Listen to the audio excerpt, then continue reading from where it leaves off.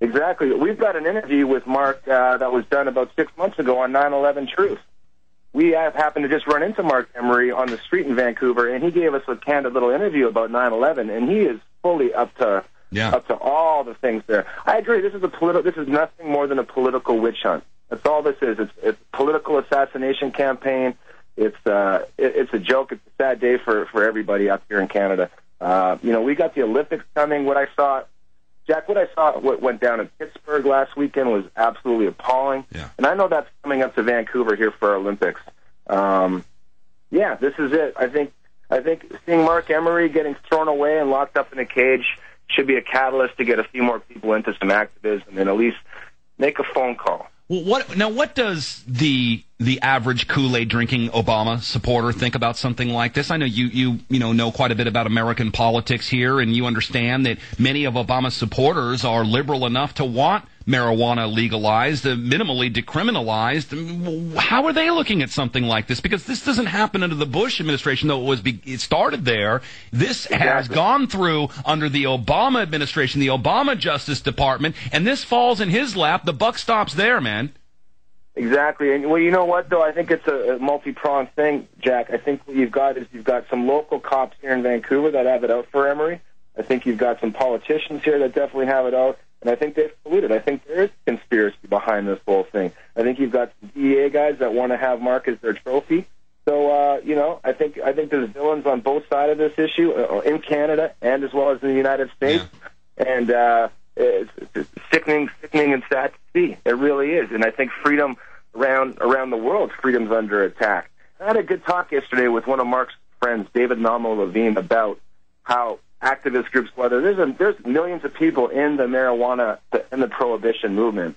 And what David Levine and me talked about yesterday was how we have the same issues. The octopus and its 8 arms, it's the same. If you look at all of our enemies, whether it's your prohibition guys, whether it's your warmongering people or your pro-torture camp, and this is all the same people. Yeah. I think all of our activist groups need to really start to come together and get a little bit more united. My friend Gatewood Galbraith, who is one of the more famous marijuana activists ever, calls it synthetic subversion, and this marijuana stuff encroaches upon the profits of Dow Chemicals and Monsanto and all of these companies which are heavily employed in the Obama administration. You can call Obama at the White House at 202-456-1414. Or I think what would also be helpful if you live here in the United States, contact Judge Ricardo Martinez in Seattle. Tell him that he should let Marc Emery return home to Canada with a no prison sentence instead of the 5-year term in the alleged plea deal. You can call him. Well, do we have a number for him? I don't know if you do. I don't. Yeah, I think I do. If you give me 1 second. U.S. Courthouse, 700 Stewart Street in Seattle, Washington. Judge Ricardo Martinez. You're not for it. Does he have the power to just send Marc back?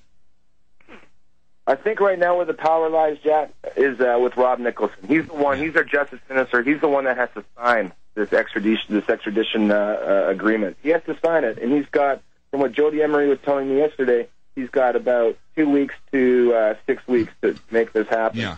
So where I would like to see most of the phone calls concentrated would be at Rob Nicholson, the Justice Minister of Canada, at 613-992-4621, or a secondary number, 613-957-4222. But yeah, Jack, let me quote Ian Mulgrew here. He's a Vancouver Sun columnist. All right, this was a headline in our paper.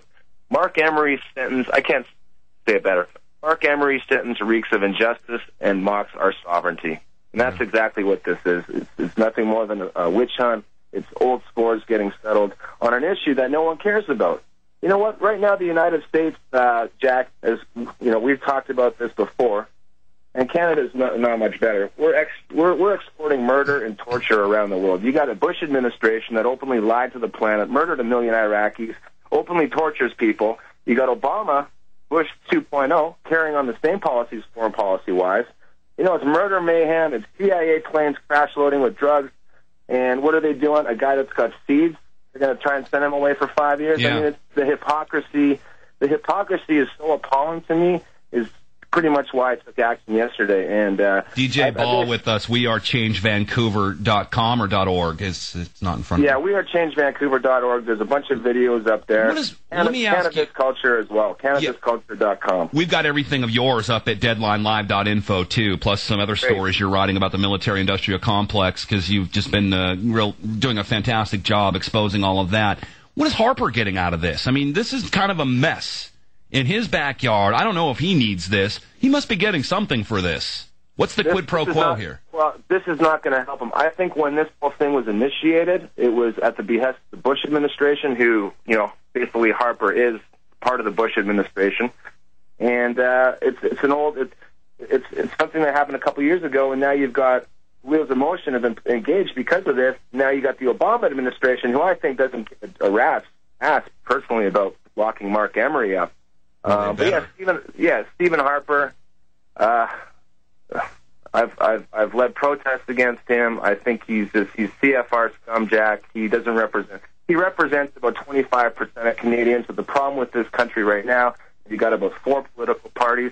You got the far right, which is Stephen Harper and the Conservatives, and then everybody else split up amongst 4 or 5 parties. Yeah. So, it's a mathematical equation. We've got the 20% ruling the rest of us up here in Canada right now. And let me just tell you, the sentiment on the street up here right now, Jack, is I've never seen it so close. I'm not going to advocate violence right here, and I don't recommend anyone do at all. But I've never heard more talk of people learning how to make Molotov cocktails. Like, I really feel like something's coming to a head up here in Vancouver, especially. Like, people are not happy anymore at all. They're sick of this incremental police state encroaching us. Vancouver right now is they're going to be setting up free speech zones for these Olympics.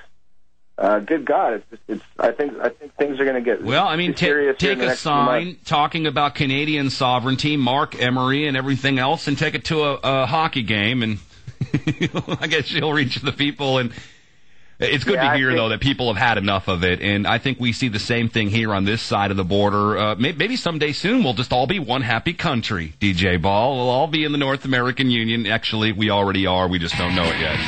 That's exactly it, Jack. Thanks for covering this. Hey, man. Thank you for covering it, and all your exclusive footage at DeadlineLive.info, WeAreChangeVancouver.org, and on YouTube. Get out there, make some calls for Marc Emery. I know you'd want him to do the same for you, and I know he would. Thank you, DJ Ball. Talk to you soon, buddy. Thanks for joining us on the show. We'll come back. We'll wrap all this up right after this. Stay tuned.